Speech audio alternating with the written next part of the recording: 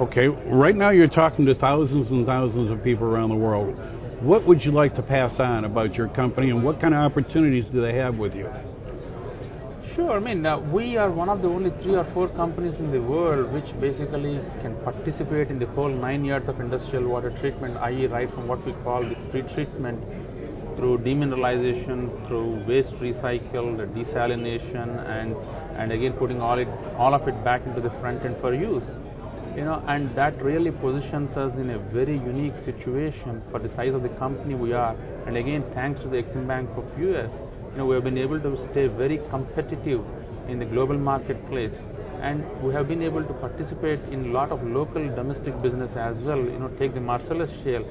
We are right in the middle of it. We being in Pittsburgh, we are very, very uniquely positioned to be able to address that marketplace, which is emerging all over really, and giving us a lot of opportunity in terms of a service business.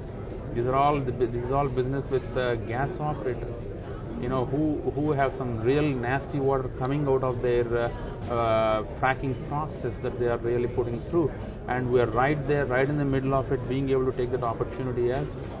I mean, if there are 2 things the world needs right now, it's basically the desalination and waste recycling. Right. Again, between both of them, desalination is a very energy-intensive process, and the little known trivia fact is that only about 5% of world's wastewater is presently recycled, and recycling of water basically takes only 1/3 of the energy cost that desalination takes. So it's a no-brainer that we should all be exhausting recycling first before we even fully explore the desalination as well. But again, desalination has its own place where, in particular refineries or industrial environments where there is a waste heat, where desalination through seawater with a thermal evaporation process is very efficient and energy efficient as well. So in many ways, water and energy, they have a nexus. Energy needs water, water needs energy. Yep.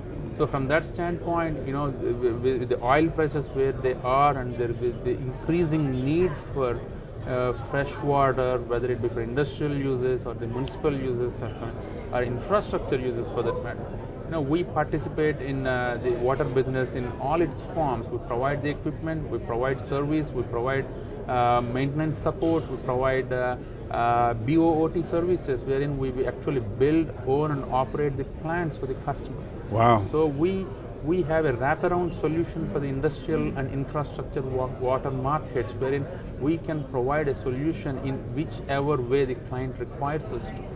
And we have a presence with our subsidiaries in Middle East, India and China, and they are fully functional subsidiaries, and we are also very active with subsidiaries in Europe as well. So from the standpoint of footprint, we are very well covered across the globe as well. I think that's terrific. You're really proactive. We are. In many ways, we have been waiting for this perfect storm, really, and which is happening right now. So, is there opportunities for countries to be involved with you, or is there opportunities for small businesses to get licensed and open up something in another country for you or with you? I mean, sure, we are always open to all joint venture and partnership opportunities, but I think we are not so much into municipal markets yet, to be able to partner with local governments and countries as such. But we have been actively engaged with a lot of conversations with private players in other countries to establish joint ventures, like we have a joint venture in Italy, which we operate very successfully. Similarly, we operate a joint venture in Saudi Arabia very successfully with local partners. This is great. Yes, and we have got some of our BOT plants operating in Saudi Arabia, like for the Aramco Rabigh refinery, we operate a BOT plant.